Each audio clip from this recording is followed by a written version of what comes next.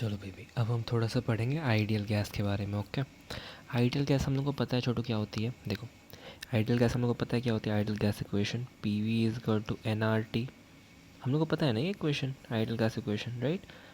P is equal to pressure, V is equal to volume, N is equal to number of mole, R is gas constant and T is temperature.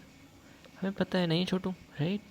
अगर हम इसको थोड़ा सा इसको हम एक density के टर्म्स में भी इसको हम लोग रख सकते हैं। कैसे रख सकते हैं? ऐसे हम लोग अगर यहाँ पे पी वी तो है ही, प्रेशर इनटू वॉल्यूम, और नंबर ऑफ मोल्स को एक्सपैंड कर दें तो mass upon molar mass into gas constant into temperature.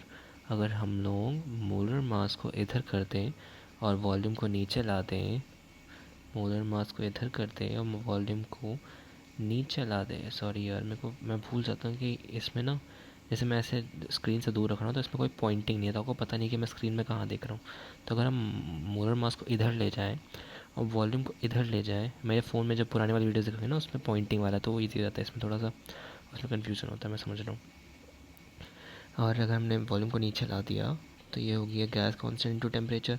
अब ये क्या होता है? मास अपॉन वॉल्यूम होता है डेंसिटी, तो ये डेंसिटी के टर्म में आ गया।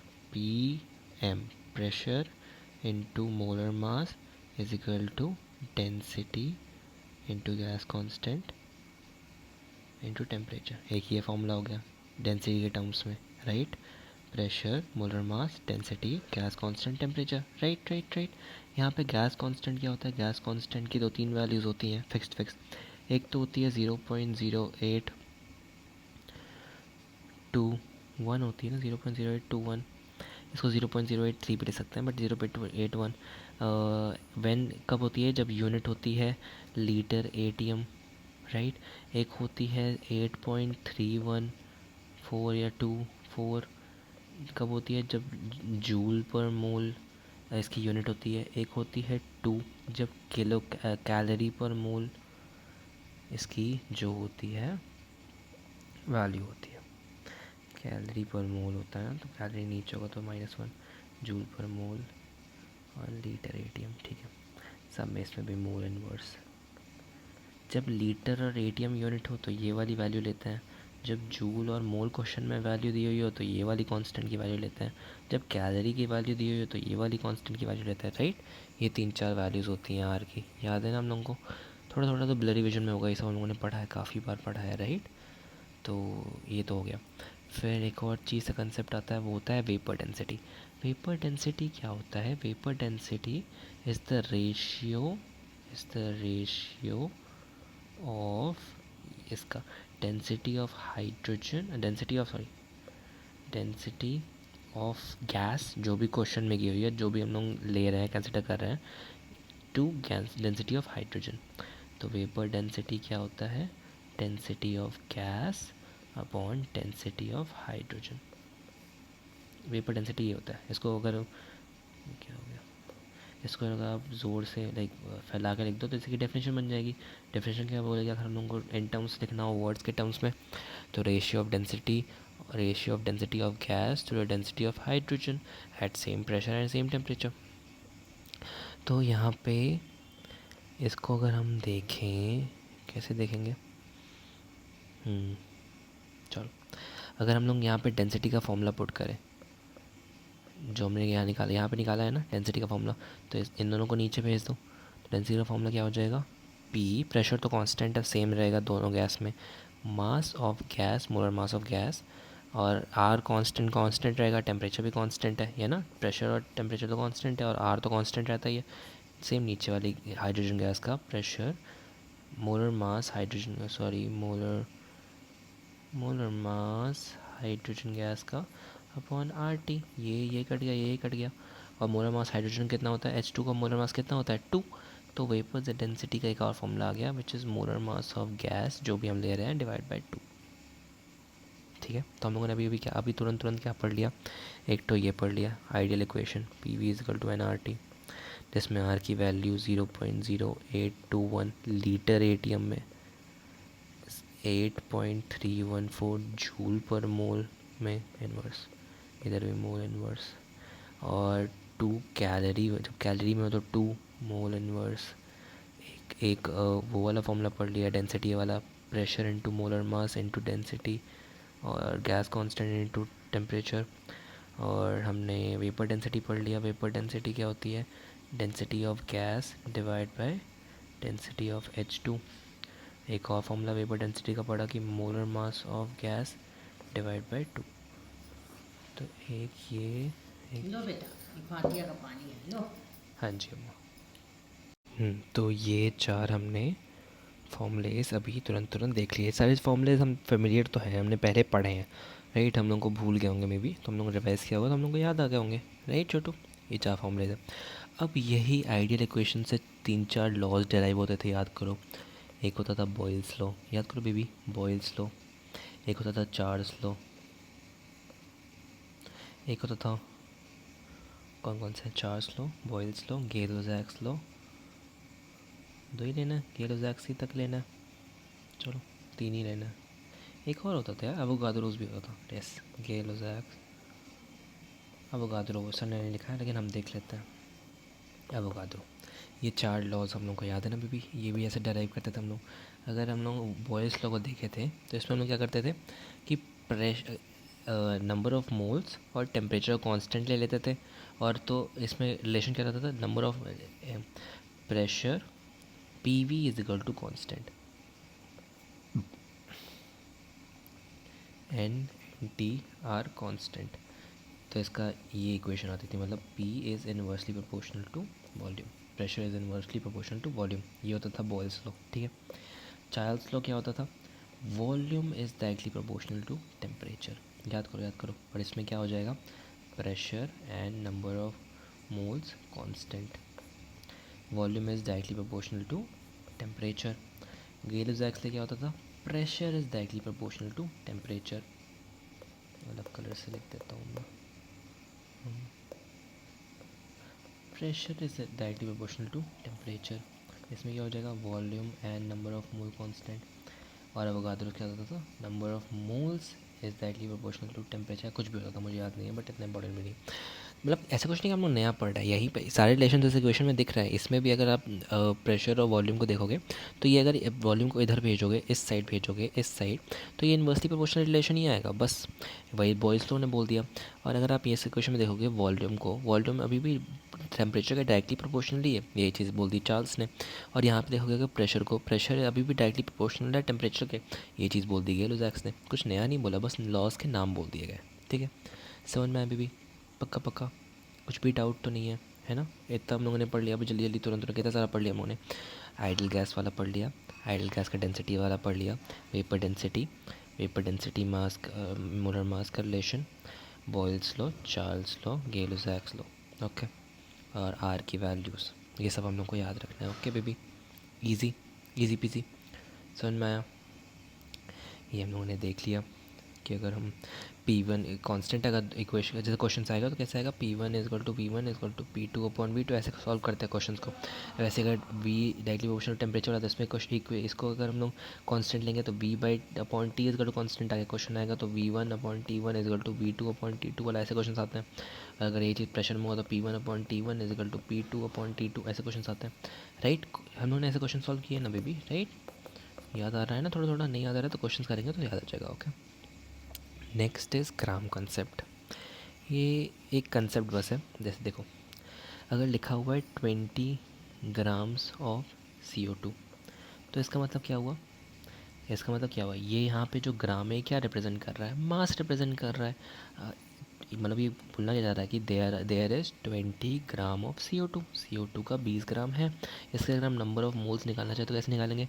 20 मास दिया हुआ है, मोलर मास कितना हो जाएगा? 44, राइट बेबी, ऐसे निकालेंगे। अगर लेकिन अगर यही चीज़ ऐसे ग्राम को एज अ प्रीफिक्स यूज़ किया होता, ऐसे दिया होता कि 20 ग्राम एटम ऑफ CO2, या फिर लिखा होता 20 ग्राम मोलिक्यूल ऑफ CO2, समझ रहे हो?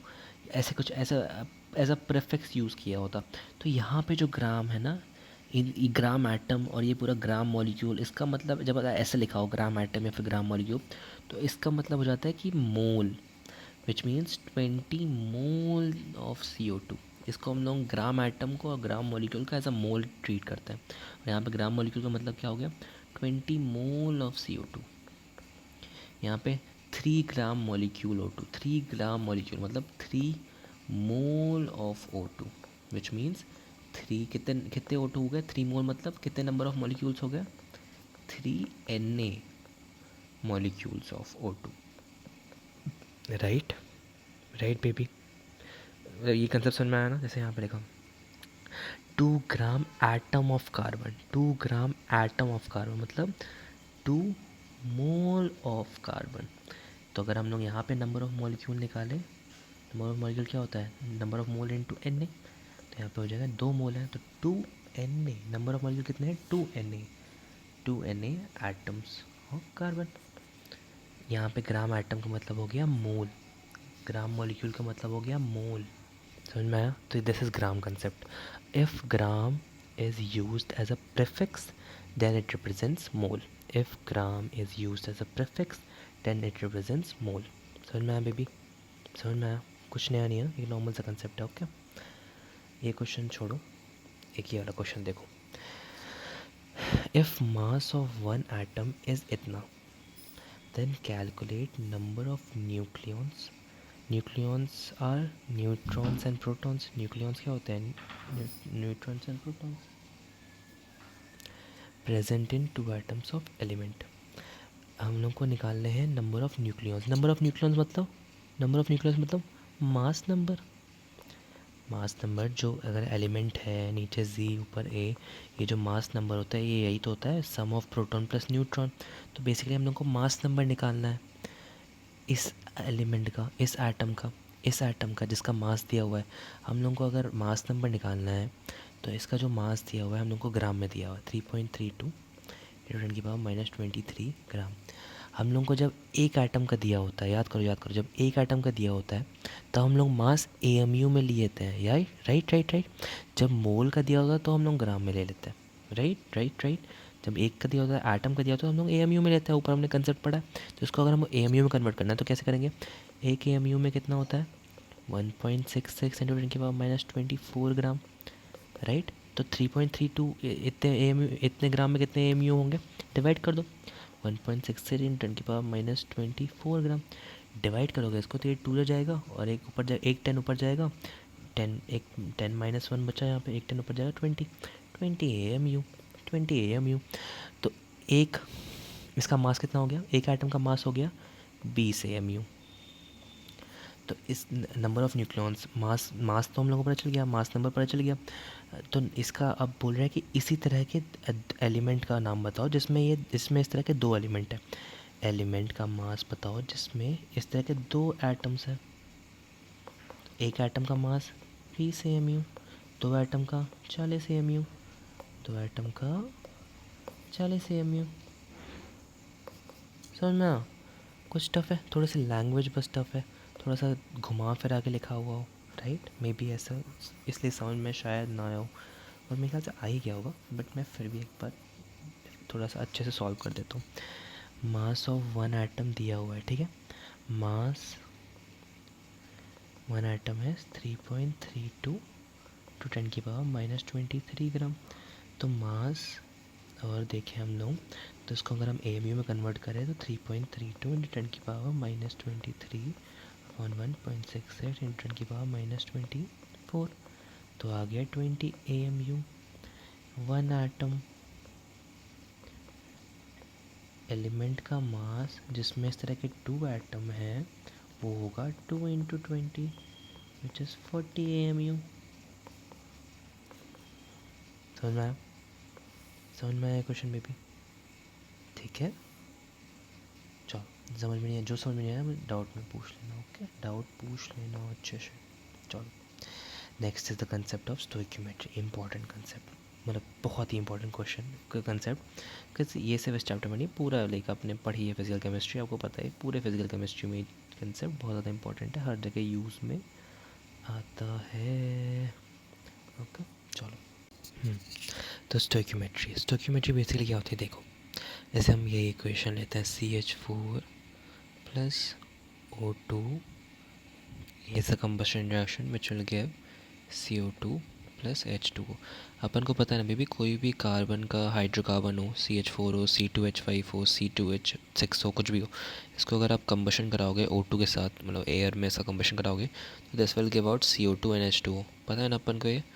अब ये मसला क्या होता है ना इन इक्वेशंस को बैलेंस करने का। द थिंग इज स्टोइकियोमेट्री आप तभी अप्लाई कर सकते हो जब आप कोई भी इक्वेशन हो ना, जैसे अगर नॉर्मल इक्वेशंस है कि SO4 है प्लस O2 है प्लस C6H2 है, कुछ ऐसा कुछ भी इक्वेशन है, तो उसको अगर बैलेंस करना हो तो ईजिली होता है।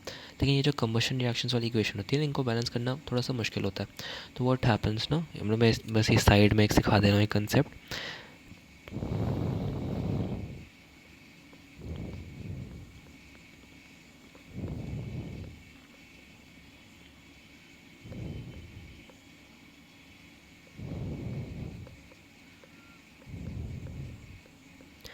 ये होता है कंसेप्ट, ठीक है, इनको बैलेंस करने का।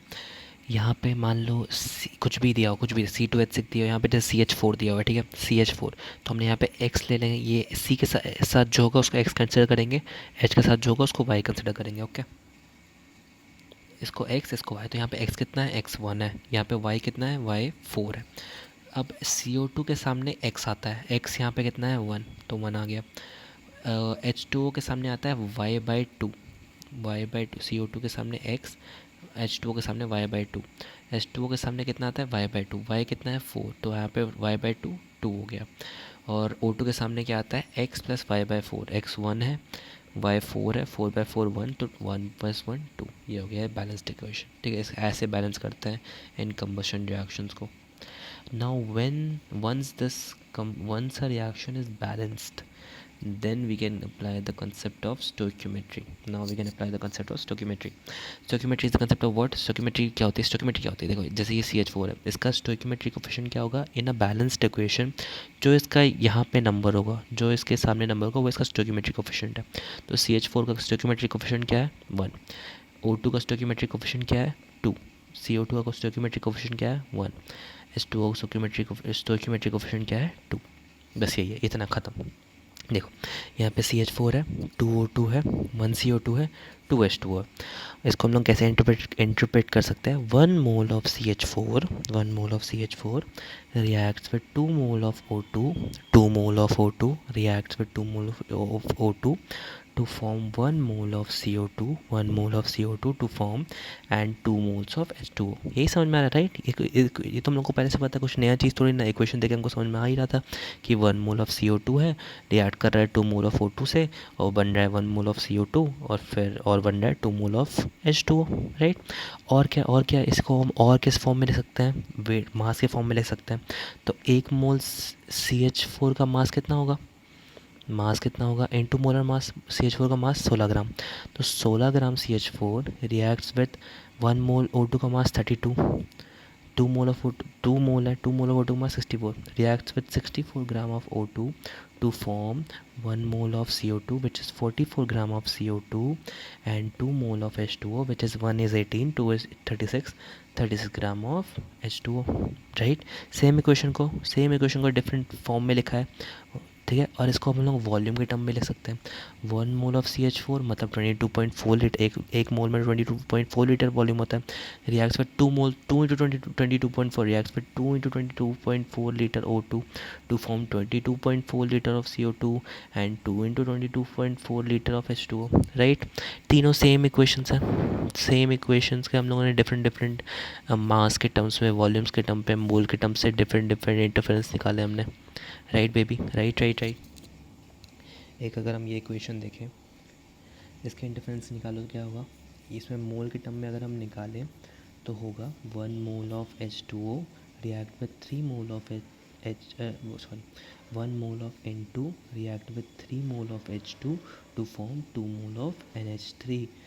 अगर मास के टर्म पे निकालें तो N2 का मास 28 gram of N2 reacts with 2 into 3 6 gram of H2 to form 34 gram of NH3। Volume के टर्म पे 22.4 litre N2 react with 3 into 22.4 litre H2 to give 2 into 22.4 litre NH3। समझ में आया कैसे इंटरफेरेंस निकालना है। समझ में आया बेबी, समझ में आया, समझ में आया। इजी इजी इजी, कुछ टफ है नहीं टफ है। ऐसे ही सारे सर ने एग्जाम्पल्स लिख के दिखाए हैं। ठीक है ठीक है ठीक है। हम लोग एक कंसेप्ट सिखाऊंगा मैं बस, और फिर हम डायरेक्ट क्वेश्चंस पे जम करेंगे। जैसे मान लो यही था ना, N2 + H2 गिव्स NH3। अब इनका स्टोइकियोमेट्री अगर उनको पूछे तो हम लोग ऐसे डायरेक्टली थोड़ी बता सकते हैं। पहले हम लोग को स्टोइकियोमेट्री निकालने का पहला रूल क्या था, बैलेंस करना है। बैलेंस करो, तो यहाँ पे N2 है, यहाँ पे 1 है, यहाँ पे 2 डालो, 2N हो गया, 2N हो गया, बैलेंस हो गया। यहाँ पे हाइड्रोजन 6 हो गया है, 3 था और 2 ऊपर आ गया, 3 × 2 6। यहाँ पे 2 ही है तो यहाँ पर 3 डाल दो। अब ये इक्वेशन बैलेंस्ड है। इसका स्टोइकियोमेट्री 1 है, इसका 3 है, इसका 2 है। समझ में आया? अब यहाँ पे स्टोइकियोमेट्री से एक रिलेशन बनता है, नंबर ऑफ मोल, मैं पेन पतला कर लेता हूँ, number of mole of N2 divide by stoichiometry is equal to number of mole of H2 divide by its stoichiometry is equal to number, जितने भी चीज़ें होंगी, number of mole of NH3 divide by its stoichiometry. समझ में आया? समझ में आया? Number of mole of N2 divide by stoichiometry which is 1 is equal to number of mole of H2 divide by stoichiometry which is 3 and number of mole of NH3 divide by stoichiometry which is 2। इससे ये relation बनता है। इससे हम लोग किसी की भी, मान लो इसका मास दिया हो, इसका मास नहीं दिया हो, तो हम लोग ऐसे इक्वेट करके मास वगैरह निकाल सकते हैं। ऐसे क्वेश्चन बहुत ज़्यादा आते हैं। तो समझ में आया? बस 2 कॉन्सेप्ट याद रखने हैं, एक बैलेंस करके स्टोइकियोमेट्री कोएफिशिएंट देखना है, उसके बाद इनको ऐसे इक्वेट कर सकते हैं। ठीक है, चलो डायरेक्टली क्वेश्चन पे जम करते हैं। The number of moles of hydrogen molecules required to produce 20 moles of ammonia through Haber's process. देखो अब यहाँ पे हेबर, कुछ ऐसी प्रोसेसेस भी हैं ना जिनके नाम हमको याद रखने हैं। ऐसे ऐसे हम लोग सॉल्व क्वेश्चन करते करते ना हम लोग एक्सपीरियंस होता जाएगा। जैसे हेबर्स प्रोसेस होती है ना, हेबर्स प्रोसेस यही होती है by the way, N2 + H2 gives NH3, this is Haber's process. इस प्रोसेस को हम लोग हेबर्स प्रोसेस करते हैं, जब हम लोग नाइट्रोजन और हाइड्रोजन का रिएक्शन करके ammonia produce, this is ammonia produce करवाते हैं। तो इस प्रोसेस को कहते हैं हेबर्स प्रोसेस। अब इस चीज़ को याद रखना बेबी, कल कोई क्वेश्चन में मान लो नहीं दिया हो तो डायरेक्टली हेबर्स प्रोसेस लिख दिया, तो हम लोग को समझना पड़ेगा कि हेबर्स प्रोसेस से वो क्या रेफ़र करना चाह रहा है। अब इस इक्वेशन को बैलेंस करो। पहले हम लोगों ने कर लिया ना, यहाँ पे 2 आ जाएगा, यहाँ पे 3 आ जाएगा। ठीक है, अब ये बोला हुआ है number of mole of hydrogen molecules required. Hydrogen के कितने नंबर ऑफ मोल्स रिक्वायर्ड होंगे to produce 20 moles of ammonia form हो रहा है। इसको स्टोइकियोमेट्री में इक्वेट करो, number of mole of hydrogen divide by stoichiometry 3 is equal to number of mole of ammonia which is 20 divide by stoichiometry which is 2। ये इधर चला जाएगा, NaNH2 आ जाएगा 30, hence number of mole of hydrogen required is 30। Easy easy PG, कुछ भी tough है? Concept समझ में आया कैसे सॉल्व करना है स्टोइकियोमेट्री वाले questions? Easy peasy baby, right? चलो नेक्स्ट क्वेश्चन देखते हैं। How many grams of H2 are required to consume 2 moles of CO। Equation देखो, CO + H2 gives CH3OH। Question में यूजुअली बैलेंस्ड ही दी हुई होती है इक्वेशन, कभी नहीं दी है तो खुद से एक बार चेक कर लिया करो। जैसे यहाँ पे एक CO, यहाँ पे एक C है, यहाँ पे 4 H है, यहाँ पे 4 H है, यहाँ पे एक O है, मतलब इक्वेशन बैलेंस्ड है। ओके, हम लोग को बोला है how many grams of H2 के कितने ग्राम लगेंगे, H2 के कितने ग्राम, हमको इसका मास निकालना है H2 का, to consume 2 mole of CO, 2 mole of CO। तो इसके नंबर ऑफ मोल्स निकालो। क्या इसका फॉर्मूला क्या होता है, number of moles of CO upon stoichiometry is equal to number of moles of H2 upon stoichiometry. Number of mole of CO कितना दिया हुआ है 2, इसकी स्टोइकियोमेट्री क्या है 1। Number of mole of H2 नहीं पता, इसकी स्टोइकियोमेट्री क्या है 2। इस 2 को इधर भेजें, number of mole of H2 कितना आ गया 4।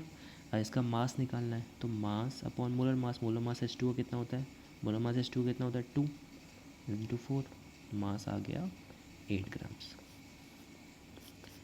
इजी पीजी, कुछ टफ है नहीं ना?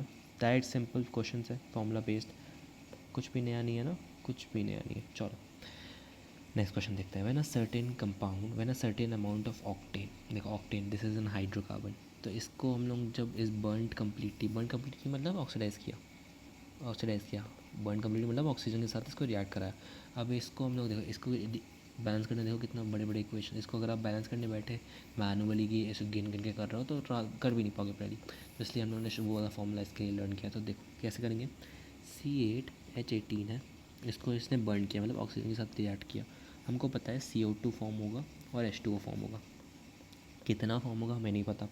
तो ये हम लोग पता कैसे करते हैं, राइट, कैसे याद करते हैं, इसको x लेते हैं, इसको y लेते हैं, CO2 के सामने x आता है, ये 8 हो गया, H2O के सामने y/2 आता है, 18/2 9 हो गया, O2 के सामने x प्लस y/4 आता है, तो x 8 है प्लस y/4 कितना होगा 18/4, 2 जा 9 जा 4.5, तो 12.5 को अगर हम लोग डेसिमल में तो लिखते नहीं है स्टोइकियोमेट्रिक कोफिशिएंट, तो इसको अगर हम लोग नंबर्स में लिखें तो क्या हो जाएगा 25/2, राइट, 25/2 यही है ना, 12.5 25/2, तो इसको यहाँ पे लिख देंगे 25/2।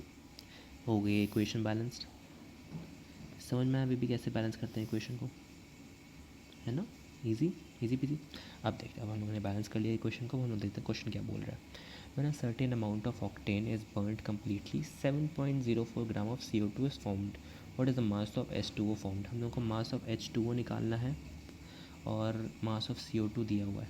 चलो इंटरफरेंस निकालते हैं, number of mole of CO2 upon stoichiometry, number of mole of H2O upon stoichiometry, number of mole of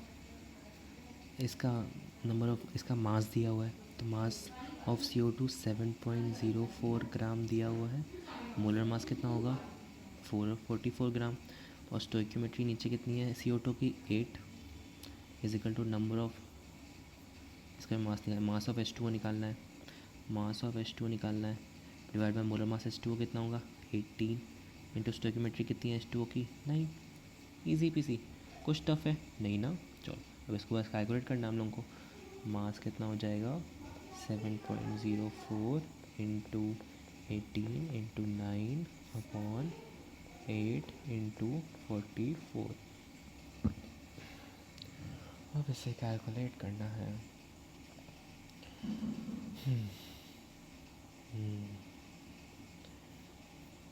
options ऐसे ही कुछ है यार, कैलकुलेट ही करना पड़ेगा। चलो करो कैलकुलेट करो, 4 जा 9 जा 9 जा 81 इंटू 7 करेंगे तो 756, और 4 इंटू 4 करेंगे तो 176 567 डिवाइड बाय 176, मतलब ये 5 जा जाएगा तो 4 जा जाएगा, 4 जा भी नहीं जाएगा, 3 जा जाएगा, 3551, हाँ 3 जा जाएगा, 3 पॉइंट समथिंग आएगा, 3 जा 1 जा 3.24, थैंक यू अम्मा, 3 जा समथिंग, 3 से समथिंग में 3.24, कुछ नहीं था, इजी क्वेश्चन, बस हम लोग को बैलेंस करना आना चाहिए था और नॉर्मल से कैलकुलेशन था, right, easy PG question, easy PG. Okay चलो नेक्स्ट क्वेश्चन देख लेते हैं जल्दी से। What volume of STP of CO is required to reduce 1 mole of Fe2O3 in the following reaction? ये रिएक्शन दी हुई है, देखो जैसे इस अब यहाँ पे रिएक्शन बैलेंस नहीं दी हुई है, दिख रहा है हम लोग को दूर से कि Fe यहाँ पे 1 है, Fe यहाँ पे 2 है, तो ये बैलेंस नहीं है, तो हम लोग को बैलेंस करनी पड़ेगी। लेकिन ये कम्बशन वाली रिएक्शन नहीं है कि हाइड्रोकार्बन को हम लोग O2 से रिएक्ट कर रहे हैं तो थोड़ा सा कॉम्प्लेक्स वाला बैलेंस्ड है, ये तो नॉर्मल रिएक्शन है, इनको हम लोग, हाँ बाजी अच्छी अभी पी रहे हैं, नहीं मैं शक्कर कम ही पीता हूँ।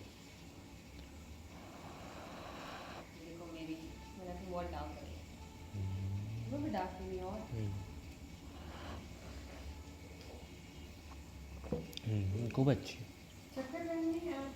नहीं शक्कर ज़्यादा नहीं है, बढ़िया है, ठीक एकदम ठीक।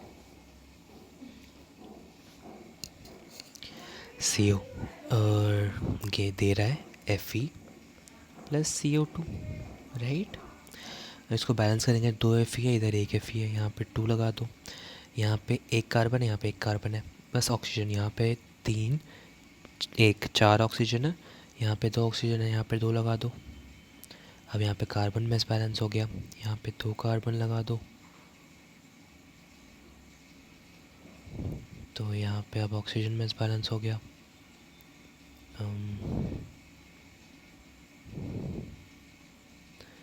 3 लगा दो, 3 लगा दो, परफेक्ट। देखो इसको हम लोग बैलेंस कैसे करेंगे, 3 लगा दो दोनों जगह, प्लस CO है प्लस CO2 है ना। अगर हमने यहाँ पे भी आयरन तो बैलेंस हो चुका है, यहाँ पे भी 3 लगा दिया, यहाँ पे भी 3 लगा दिया, बैलेंस हो गया। देखो 3 carbon 3 carbon, 2 oxygen, 2 into 3 6 oxygen, 3 oxygen 6 oxygen, 6 oxygen oxygen, तो बैलेंस हो गया ये। अब देखो what volume of STP of CO का what volume will be required. इसका नंबर ऑफ मोल्स वाला फॉर्मूला लिखेंगे, number of moles of formula in terms of volume. तो वॉल्यूम निकालना है upon 22.4 into stoichiometric coefficient 3, volume of CO is equal to reduce 1 mole of Fe2, 1 mole, इसके तो मोल दिए हुए हैं एंड स्टोइकियोमेट्री इसका 1 ही है, तो इसका वॉल्यूम ऑफ CO कितना हो जाएगा, 672 लीटर्स। अब यहाँ पे 672 यही दिया हुआ है, बस इसने 672 इन सेंटीमीटर क्यूब। 1 लीटर क्या होता है, 1 litre is equal to 1000 centimetre cube, इसने बस इसको कन्वर्ट करके दिया हुआ है। तो मतलब इस नहीं, ये अगर नहीं भी आता तो हमको दिख रहा है कि 67 एक ही है, right. Easy PG question, easy PG question, समझ में आया। Calculate the mass of hydrogen formed when 27 gram of aluminium react with excess hydrogen chloride according to the balance scheme। हम लोग को एल्यूमिनियम का दिया हुआ है, हम लोग को हाइड्रोजन का निकालना है। पॉज करके निकालो जल्दी से, चलो चलो बेबी पॉज करके जल्दी से सॉल्व करो, जल्दी जल्दी जल्दी सॉल्व करो, कर लोगे आप, फिर मैं करता हूँ, ठीक है। इजी क्वेश्चन है। इक्वेशन दी हुई है 2Al, बैलेंस इक्वेशन दी हुई है, 6HCl gives 2AlCl3 3H2O H2 sorry 27 gram of hydrogen, 27 gram hydrogen का, 27 aluminium sorry 27 gram aluminium react with acid to form the mass of hydrogen का मास फॉर्म हमें निकालना है। तो 27 ग्राम एल्यूमिनियम, और एल्यूमिनियम का मोलर मास कितना होता है, वो भी 27 होता है, divide by stoichiometric coefficient is equal to hydrogen का मास निकालना है, mass of hydrogen divide by its molar mass into stoichiometric coefficient. Easy PG, कुछ नया है ही नहीं। मास ऑफ हाइड्रोजन आ गया 3 ग्राम्स, इजी पीजी। सारे क्वेश्चन सेम कंसेप्ट पे बेस्ड है, सारे क्वेश्चन सेम कंसेप्ट पे बेस्ड है। How many grams of SO3 are produce from 1 mole of S8। S8 से देखो, अब यहाँ पे इक्वेशन नहीं दी हुई है क्वेश्चन में, ठीक है। हम लोग को दिमाग लगाना होगा थोड़ा सा कि S8 से SO3 बन रहा है, मतलब O2 ऐड हो रहा होगा ना, ऑक्सीजन ऐड हो रहा होगा, राइट। तो यहाँ पे हम लोग इसमें O2 ऐड कर देते हैं, S8 में O2 ऐड करेंगे तो बन रहा है SO3। अब इसको बैलेंस भी करना पड़ेगा, यहाँ पे 8 आएगा बिकॉज 8 के साथ बैलेंस करना है, 8 और 24, यहाँ पे 12 आएगा, ओके। बैलेंस हो गई इक्वेशन। हाउ मेनी, अब यहाँ से निकाल लो आप, ये बैलेंस्ड इक्वेशन आपके सामने आ गई। 8SO3, 1 मोल इसके दिए हुए हैं एंड हम लोग को निकालना है SO3 के मोल, SO3 का मास निकालना है। मोलर मास हम लोग को पता है, स्टोइकियोमेट्री पता है, निकालो जल्दी से, होमवर्क चलो आगे निकालो जल्दी से, बहुत करके निकालना है इसको, ओके। चलो ये वाला देखते हैं, कितने 3 ही है, चलो। Half mole of oxygen combines with, यहाँ पे भी इक्वेशन नहीं दी हुई है, देखो। Half mole of oxygen combines with aluminium to form Al2। Aluminium है, उससे O2 जुड़ रहा है to form Al2O3। Equation balance करो, 2Al यहाँ पे कितने, ओके, यहाँ पे 3/2 कर सकते हैं तो बैलेंस हो गया, राइट। 3/2 कर सकते हैं तो बैलेंस हो गया। 2 से 2 डिवाइड, ऑक्सीजन 1 हो गया, इंटू 3 कर दिया, 3 ऑक्सीजन, बैलेंस हो गया इक्वेशन, ठीक है ठीक है ठीक है। हाफ मोल ऑफ ऑक्सीजन हम लोग को दिए हुए हैं, number of mole of O2 दिए हुए हैं half, combine with aluminium to form इतना, then weight of aluminium metal used. O2 का मोल दिया हुआ है, एल्यूमिनियम का वेट निकालना है, मोलर मास ऑफ एल्यूमिनियम 27 होता है, स्टोइकियोमेट्री दिया हुआ है, निकालो जल्दी से, इजी पीजी, निकालो पॉज करके जल्दी से। Number of moles of oxygen obtained by electrolytic decomposition of 90 gram of water. Decomposition of water करा, H2O है, इसको हमने डिकम्पोज किया तो क्या क्या फॉर्म होगा, ऑक्सीजन तो मिल ही रहा है, ऑक्सीजन के साथ क्या फॉर्म होगा, H2 फॉर्म होगा, दिख रहा है, H2 मिल रहा होगा और O2 मिल रहा होगा। बैलेंस करो, 2 ऑक्सीजन है यहाँ, 2 एक ही है, इसको इंटू 2 कर देंगे। अब यहाँ पे 4 हाइड्रोजन हो गए, यहाँ पे 2 ही हैं तो यहाँ पे कर दिया। अब ये इक्वेशन बैलेंस हो गई। Number of moles of oxygen निकालना है हम लोग को, number of moles of O2 निकालना है। स्टोइकियोमेट्री इसका 1 है। इक्वेट के साथ करेंगे कि इसका 90 ग्राम ऑफ वाटर दिया हुआ है, वाटर दिया हुआ है, वाटर का मास दिया हुआ है 18 इसका मोलर मास होता है इनटू, तो इसका स्टोइकियोमेट्रिक कोफिशिएंट है। धड़ से निकाल लो, धड़ से निकालो, चलो चलो जल्दी से निकालो, जल्दी से। Next question, number of moles of B required to produce 2.4 according to equation. ये इक्वेशन दी हुई है A + 4B गिव्स AB4। ये क्वेश्चन मैं समझाऊंगा भी नहीं इसको, चलो नहीं खुद से करो, पूरा खुद से सॉल्व करो। चलो बेबी होमवर्क पॉज करके जल्दी से सॉल्व कर लो। आई नो कर लोगी, बहुत ईजी से क्वेश्चन है। Come on. ठीक है, चलो आगे बढ़े। नेक्स्ट हम एक टॉपिक पढ़ेंगे लिमिटिंग रिएजेंट का। ठीक है, अभी हम लोग स्टोइकियोमेट्री पढ़ रहे थे। ठीक है, स्टोइकियोमेट्री में हमने देखा कि 4 जो भी प्रोडक्ट्स है, जो भी रिएक्टेंट है, उनके number of mole divide by stoichiometry करके हम लोग दूसरे के नंबर ऑफ मोल्स वगैरह निकाल सकते हैं, वेट वगैरह निकाल सकते हैं। अब नाउ एक कंसेप्ट आता है जहाँ पे बोलता है कि अगर 2 रिएक्टेंट हैं और प्रोडक्ट फॉर्म हो रहा है, तो कौन से रिएक्टेंट के नंबर ऑफ मोल्स, अगर उसने बोला नहीं कि इस पर्टिकुलर रिएक्टेंट का ही नंबर ऑफ मोल कंसिडर करो, तो फिर हम लोग कौन से नंबर ऑफ मोल को कंसिडर करेंगे। तो यहाँ पे कंसेप्ट आता है लिमिटिंग रिएजेंट का। लिमिटिंग रिएजेंट वो रिएजेंट होता है, वो रिएक्टेंट होता है जो कि कम्प्लीटली कंज्यूम हो जाता है। अगर देखो 2 रिएक्टेंट है A और B, मान लो B जो है वो लिमिटिंग रिएजेंट है, तो B क्या होगा ना, B इस रिएक्शन में जो AB मिलकर C बना रहा है, इस रिएक्शन में सबसे पहले कंज्यूम हो जाएगा, ख़त्म हो जाएगा। अगर यही ख़त्म हो गया तो रिएक्शन ऑलरेडी रुक जाएगी, right, reaction will end because B ख़त्म हो गया। तो now B here controls, basically controls, B है कंट्रोल्स द प्रोडक्ट फॉर्मेशन। जितना बी होगा और जितनी देर में वो ख़त्म होगा उतनी देर तक सी, उतना ही जितना बी होगा उतना ही सी बनेगा, बिकॉज वो लिमिटिंग रिएजेंट है। और जितनी देर तक ये कंज्यूम होता रहेगा उतनी देर तक ये बनता रहेगा, जैसे ही ख़त्म इसका बनना भी ख़त्म, राइट। तो बी लिमिटिंग रिएजेंट क्या होता है? Limiting reagent is that reactant which completely consumed, which is completely consumed first, is called as limiting reagent. It decides and controls the product formation. Concept of concept of LR limiting reagent is applied when the quantity of more than one reactant are given. जब एक से ज़्यादा reactant होंगे तभी ना limiting reagent का तुम लोग कंसेप्ट लगाओगे। अगर एक ही दिया हुआ तब तो यही लिमिटिंग हुआ, यही जो भी हुआ सब कुछ इसी से तो बनेगा। अगर एक से ज़्यादा रिएक्टेंट दिए हुए हैं तो हम लोग को चूज़ करना पड़ता है। ओके, यहाँ पे भी सर ने कॉन्सेप्ट समझाया है, हम डायरेक्ट क्वेश्चन पे मूव करते हैं, कुछ भी नया नहीं है इसमें। ठीक है, बस दिमाग लगाना। Limiting reagent in a limiting reagent क्या हो गया, हाँ, limiting reagent in a chemical reaction is that reaction which left some amount unreacted after the completion of reaction, reacts completely in the reaction, ये सही है। does not react in the reaction गलत है, तो बस यही सही है, राइट। चलो क्वेश्चंस करते हैं। यहाँ पे देखो कैसे क्वेश्चन कैसे सॉल्व करते हैं लिमिटिंग रिएजेंट वाले। देखो N2 5 mole of N2 react with 10 mole of H2 and Haber's process. Haber's process क्या होती थी हमने ऊपर पढ़ा ना भी, N2 + H2 will give ammonia NH3। इसको अगर बैलेंस करोगे तो ये 3 चाहिए बैलेंस हो गई। अब बोल रहा है 5 मोल है इसके और इसके 10 मोल है हाइड्रोजन के। द मोल ऑफ NH3, अब बोल रहा है कि इतने मोल NH3 के फॉर्म होंगे। अब यहाँ पे देखो बेबी, यहाँ पे अगर हम लोग पुराने वाले क्वेश्चंस में ना NH3 का भी वेट वगैरह दे देता था, इसमें बोल देता था किसी एक N2 के इतने मोल फॉर्म हुए हैं तो NH3 कितने होंगे, तो हम लोग को एक ही दिया होता था। अब यहाँ पे हम लोग को बोल दिया है कि ये दोनों इतने हैं, अब NH3 के मोल कितने फॉर्म होंगे, हम लोग कैसे चूज़ करेंगे, हम लोग चूज़ करेंगे कि जिसके नंबर ऑफ मोल्स कम होंगे, जिससे कम होंगे वही पहले कंज्यूम होगा ना।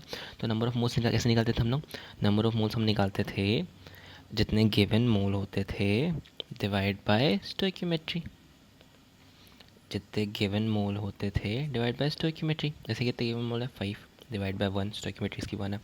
इसकी कितनी है 10 डिवाइड बाय 3, स्टोइकियोमेट्री कितनी है 3.33। इसके मोल्स कम है, hence this is the limiting reagent. तो हम लोग इस वाले को कंसिडर करेंगे एज अ लिमिटिंग रिएजेंट, इसको हम लोग इससे इक्वेट करेंगे। तो इसका नंबर ऑफ मोल्स कितना आ गया 3.3, which will be equal to number of mole of NH3 divide by its stoichiometric coefficient.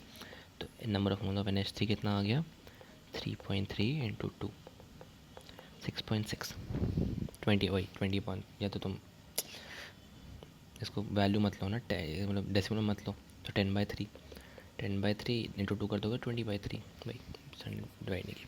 समझ में आया बेबी? समझ में आया कैसे चूज़ करना है हम लोगों को लिमिटिंग रिएजन? कुछ नया कंसेप्ट नहीं है ना, जो हम लोगों ने ऊपर अभी स्टोइकियोमेट्री के बारे में पढ़ा था वही है, बस उसमें एक थोड़ा सा कंसेप्ट ऐड कर दिया है। Right baby? समझ में आया? कि मैं वीडियो बाद में ऐड थोड़ी देर ब्रेक लेने के बाद रिकॉर्ड कर रहा हूँ ना, तो मेरे को याद नहीं है कि मैंने कितने जैसे पढ़ाया हो। मुझे लग रहा है शायद आपको समझ में ना आया, बट मे बी आपको आ रहा हो। बट एक बार वो समझता, मे बी नहीं आया, आ गया होगा तो स्किप कर देना ये पार्ट। हेवर्स प्रोसेस का डिस्कशन है। हेवर्स प्रोसेस हमने ऊपर पढ़ा, N2 + H2 will give ammonia. यहाँ पे इसको बैलेंस कर देंगे। इसमें बोला है इसके 5 मोल गिवन है, इसके 10 मोल गिवन है। इससे कितने मोल फॉर्म होंगे हम लोग को ढूंढना है। हम लोग को इसके मोल फॉर्म करने के लिए इन दोनों में किसी एक को कंसिडर करना होगा। तो हम लोग इक्वेट करते हैं ना, Na/स्टोइकियोमेट्री = Nb/स्टोइकियोमेट्री = Nc/स्टोइकियोमेट्री, ऐसे हम लोग इक्वेट करते हैं ना। तो हम लोग इक्वेट करने के लिए हम लोगों को इन दोनों में किसी एक को कंसिडर करना होगा। इन दोनों में से हम किसको कंसिडर करेंगे? जो लिमिटिंग रिएजेंट होगा, जिसके मोल्स कम होंगे, कज वो कम होंगे तो वो पहले कंज्यूम हो जाएगा। जो पहले कंज्यूम हो जाएगा तो वो फिर रिएक्शन ही स्टॉप हो जाएगी, तो that will be called as limiting reagent. Okay, किसके मोल्स कम है? इसके मोल्स कैसे निकालते हैं हम लोग इन रिएक्शन में? नंबर ऑफ मोल्स जितने गिवन होते हैं divide by stoichiometry. Number of moles जितने गिवन होते हैं डिवाइड बाई स्टोइकियोमेट्री। इसके आगे 5, इसके आगे 3.3, तो this is the limiting reagent, इससे कम है। तो आप लिखेंगे number of mole of H2 divide by stoichiometry will be equal to number of mole of NH3 divide by its stoichiometry. Number of mole of H2 कितना आ गया? Number of mole of H2 कितना दिया हुआ है? 10 divide by stoichiometry. Number of mole of NH3 हम लोग को निकालने हैं, divide by stoichiometry. Number of mole of NH3 कितना आ गया? NH3 कितना आ गया? 20/3। ईजी, समझ में आया बेबी? ये वाला क्वेश्चन करना है एक बार, चलिए चलिए सेम क्वेश्चन है, एक बार पॉज करके कॉल सॉल्व करो, खुद से सॉल्व करो बेबी, तुरंत से सॉल्व करो, कर लोगे आप, आई नो। करो करो, बस वॉल्यूम में दिया हुआ है, एक मोल में 22.4 लीटर होता है, बस इतना कंसिडर रखो दिमाग में। करो करो बेबी, करो करो बेबी, कमॉन कमॉन। चलो मैं करता हूँ, पॉज करके कर लेना। Okay, H2 is mixed with Cl2. H2 mixed with Cl2 forms HCl. Reaction balance कर दिया, रिएक्शन बैलेंस्ड। 22.4 लीटर है, 22.4 लीटर, और Cl2 कितना है? 11.2 लीटर। मोल्स ऑफ ये कितने फॉर्म होंगे हम लोग को निकालना है। मोल्स कैसे निकालेंगे? 22.4 लीटर मतलब एक मोल, राइट बेबी? एक मोल में कितना? एक मोल इज 22.4 लीटर ही होता है ना, स्टैंडर्ड ये तो चलता ही आ रहा है। और 11.2 लीटर है मतलब 0.5 मोल।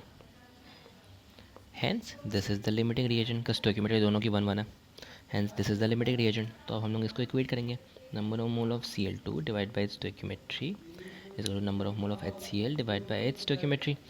HCl2 के मोल कितने आए? 0.5। Number of mole of HCl कितना आ गया? Divide by 2, number of mole of HCl आ गया 1। ईजी, समझ में आया? कुछ नहीं आता? नहीं? चलिए से वाला क्वेश्चन सॉल्व करो, खुद से पॉज करके, चलिए तुरंत से baby, come on come on come on come on come on come on come on come on. हो गया हो गया, चलो चलो, ये भी बन गया होगा आपसे। ये थोड़ा सा कुछ नहीं है, बस इसमें हमको मोल दिया हुआ था एक क्वेश्चन में, एक क्वेश्चन में वॉल्यूम दिया हुआ है, अब इस क्वेश्चन में मास दे दिया है। कुछ नया नहीं है, बस वही कंसेप्ट है, उसी कॉन्सेप्ट के हम रिवॉल्व कर रहे हैं around. What is the maximum amount of nitrogen dioxide that can be produced by mixing 4.2 gram of NO and O2? NO और O2 को मिक्स किया तो बना नाइट्रोजन डाइऑक्साइड। बैलेंस करो, ये 2 कर दो, यहाँ भी 2 कर दो, बैलेंस हो गया। चलो ठीक है, बैलेंस कितना दिया हुआ? मैक्सिमम अमाउंट ऑफ, ये कितना ग्राम्स हम लोग को, इसका भी मास ही निकालना है, इसका भी हम लोग को मास ही निकालना है।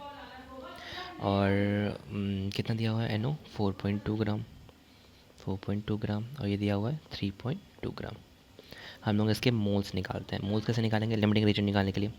4.2 डिवाइड बाय इसका मोलर मास कितना होगा? इसका निकाल रहे हैं अभी हम, इसका मोलर मास कितना होगा? 14 + 16 30 डिवाइड बाय स्टोइकियोमेट्रिक कोएफिशिएंट, और इसके मोल्स कितने आएंगे? 3.2 divide by its molar mass which is 32 and it's stoichiometric coefficient, right? तो ये कितना आया? ये आएगा 0.1 मोल, और ये कितना आएगा? 2.1 0.12007 ये है 0.07 मोल। कैलकुलेट करोगे इतना ही आएगा।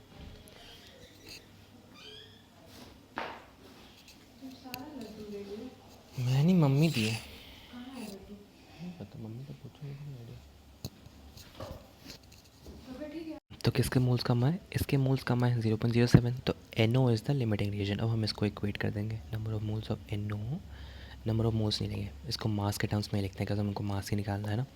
तो मास कितना दिया हुआ है? Given mass is 4.2 gram of NO divide by its molar mass which is 30 into its stoichiometry is equal to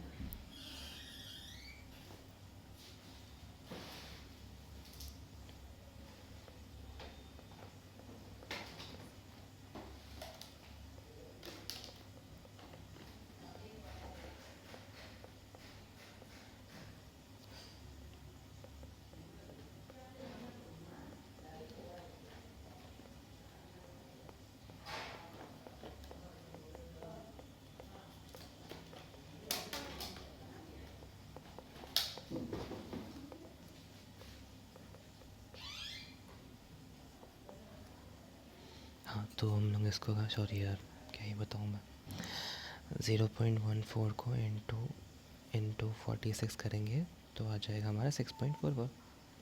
आ गया हमारा 6.44 ग्राम। समझ में आया छोटू? कोई टफ क्वेश्चन था नहीं ना, बस डिफरेंट वेरिएंस है। यहाँ पे मोल दिया हुआ था, यहाँ पे वॉल्यूम दिया हुआ था, यहाँ पे मास दिया हुआ है। कुछ डिफरेंट वेरिएंट नहीं है। यहाँ पे मोल था, यहाँ पे वॉल्यूम है, यहाँ पे मास दे दिया है। उसी मोल वाले फॉर्मूला में घुमा फिरा के एक्सपैंड करके हम लोग को खेलना है। Easy easy PG. ये वाला क्वेश्चन एक बार देखें। 12 moles of Na, each Na and Ab are allowed to react, ठीक है। If 60 gram of D is produced, then calculate the atomic mass of D. Reaction लिखो सबसे पहले रिएक्शन लिखो। देखो वेरी इजी। देखो स्टेप बाय स्टेप कैसे करते हैं। पहले रिएक्शन लिखेंगे अपन। ये रिएक्शन हम लोग को दी हुई है, ठीक है। हम लोग को दिया हुआ है 12 मोल्स ऑफ दोनों, 12 मोल्स ऑफ दोनों A and B are react to give इतना। If 60 gram of D is produced, 60 gram D produce है, मास दिया हुआ है। हम लोग को इसका एटॉमिक मास, मोलर मास निकालना है। तो हम लोग इसको किससे इक्वेट करेंगे? पहले हम लोग लिमिटिंग रीजन निकालेंगे। लिमिटिंग रीजन कौन सा होगा? 12/3, 12/2, ये आ गया 4, ये हो गया 6, तो ये है लिमिटिंग रीजन। तो 3A से हम लोग इक्वेट करेंगे, ठीक है। इसके मोल्स कितने हैं? कितना आ गया? Number of moles of A upon stoichiometry is equal to number of moles of D upon stoichiometry. Number of moles of A कितना दिया हुआ है? 12 divide by stoichiometry 3। Number of moles नहीं लेंगे, मास लेंगे। मास अपॉन D कितना, मास कितना दिया हुआ है D का? 60 ग्राम upon molar mass into its stoichiometry, right. Make sense? 4 जा, ये इधर जाएगा, ये इधर जाएगा। इसको इधर भेज दो, तो मोलर मास ऊपर आ गया 60 अपॉन 4 इंटू 1/2, ये 2 जा, ये 30 जा, मोलर मास आ गया 30 ग्राम। देख रहे छोटू कुछ टफ है इस क्वेश्चन में? नहीं, सेम कंसेप्ट है, सेम फॉर्मूलाज है, बस इधर उधर घुमा के हम लोग फॉर्मूलाज में आंसर निकाल रहे हैं, राइट बेबी। चलो लास्ट क्वेश्चन है ये, करना पड़ेगा। अच्छा question, good question. 1 gram of magnesium is burnt with 0.56 gram O2 in a close vessel. Magnesium, रुको मैं ऊपर का क्लियर करता हूँ।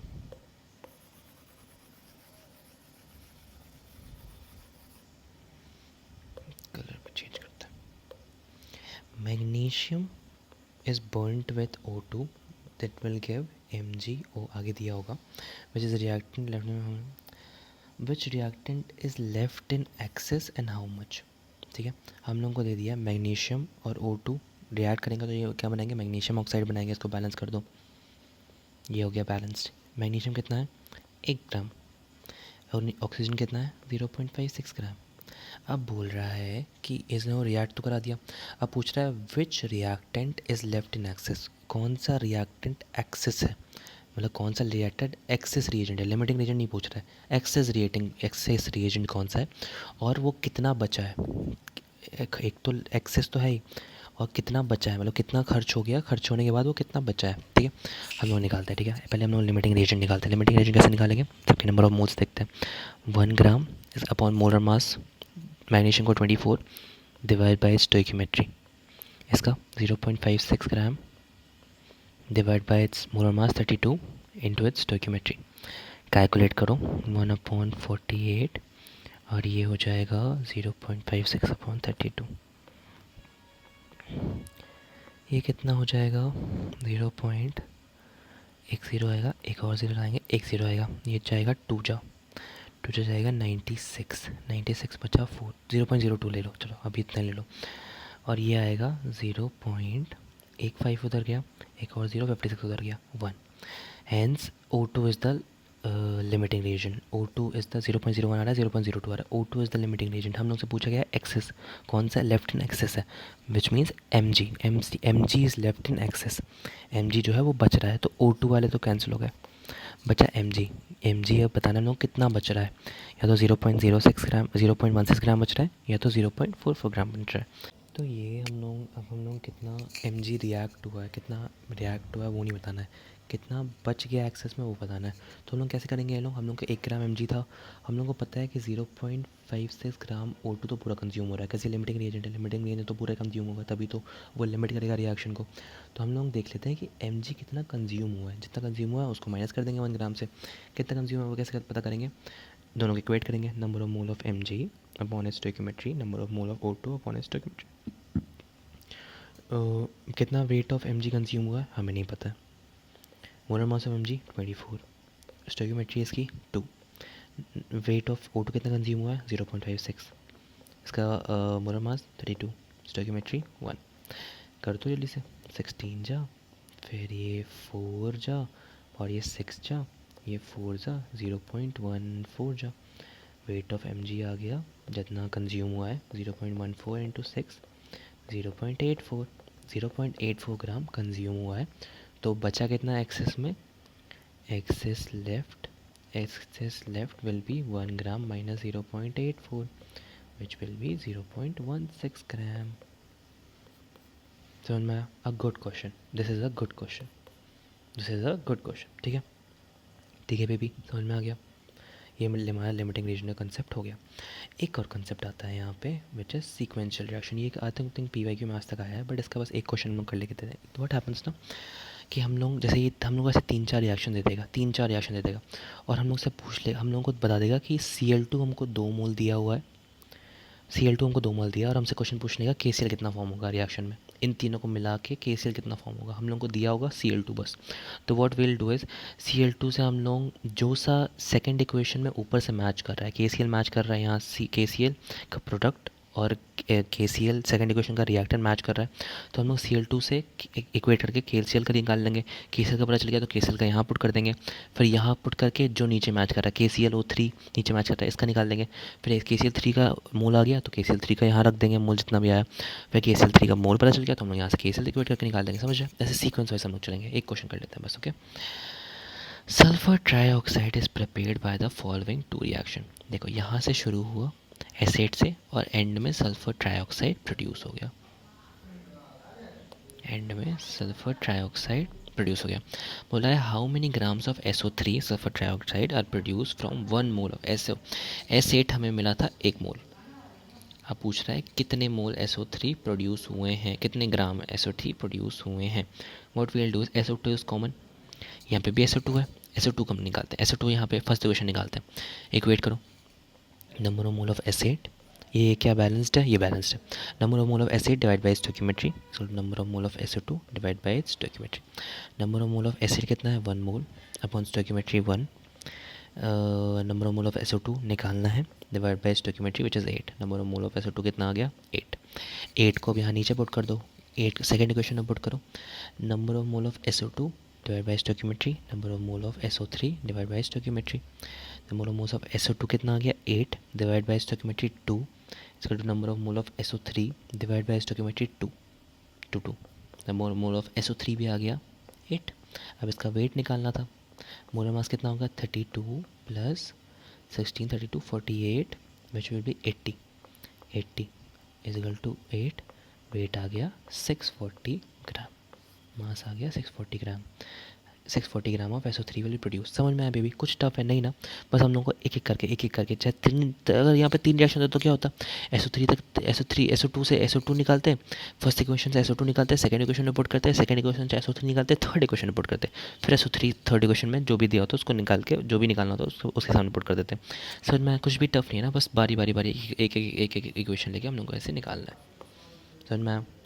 ये हो गया चैप्टर, यहाँ पे ख़त्म हमारा मूल कंसेप्ट। ठीक है, हमारी यहाँ पे बस दो, एक होता है कंसेप्ट परसेंटेज प्योरिटी का, एक होता है परसेंटेज ईल्ड का। दोनों बहुत ही सिमिलर कंसेप्ट है, ऑलमोस्ट एक ही तरह के।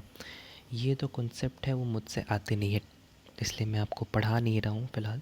और प्लस इनसे PYQ में सिर्फ एक क्वेश्चन आया आज तक, एक क्वेश्चन आया। ठीक है, तो हम लोग पहले इतना चैप्टर अच्छे से कर लो जो जो इम्पोर्टेंट है, फिर एंड में हम लोग यूट्यूब में 4-5 मिनट के इस पर्टिकुलर कॉन्सेप्ट पे बेस्ड 4-4 5-5 मिनट के वीडियोस बनाते हैं टीचर, वो देख लेंगे। अगर उससे हम लोग को समझ में आ गया तो ठीक है, नहीं तो इन कॉन्सेप्ट को हम छोड़ देंगे, कोई बात नहीं। बाकी चैप्टर ज़्यादा इंपॉर्टेंट है। ओके, इन कॉन्सेप्ट में हम मत्था पंची करके पूरा चैप्टर ख़राब नहीं करेंगे। तो ये 2 कॉन्सेप्ट बचे हुए हैं अभी, बाकी सब हो गया एंड या ठीक है, अच्छे से पढ़ाई कर लो, अच्छे से पढ़ाई करो बिना टेंशन लिए। मैं यहीं पे हूँ, हम लोग जल्दी जल्दी जल्दी जल्दी कर लेंगे सब कुछ। Okay, don't worry, don't worry, I am here. Okay, believe in yourself. बस थोड़ी सी मेहनत करनी है और कुछ महीनों के लिए, बस 2-3 महीने और। ठीक है मेरा बच्चा, हम लोग कर लेंगे इंशाल्लाह, हमारा हो जाएगा। ठीक है, नेक्स्ट मई के बाद हम लोग सिर्फ मज़े करेंगे, मज़े मतलब पढ़ाई भी मैं सिर्फ फॉल सॉप नहीं देना चाहता आपको, लेकिन मज़े बहुत ज़्यादा करेंगे। ओके, और हम इंडिपेंडेंट हो जाएंगे, हम खुद की लाइफ में कुछ खुद से कर लेंगे, राइट बेबी? तो हम लोग को ये वाला मुकाम पाना है। ओके, तो ये 2-3 महीने हम मेहनत करेंगे। ओके छोटू, चलो कम ऑन, बाय बाय।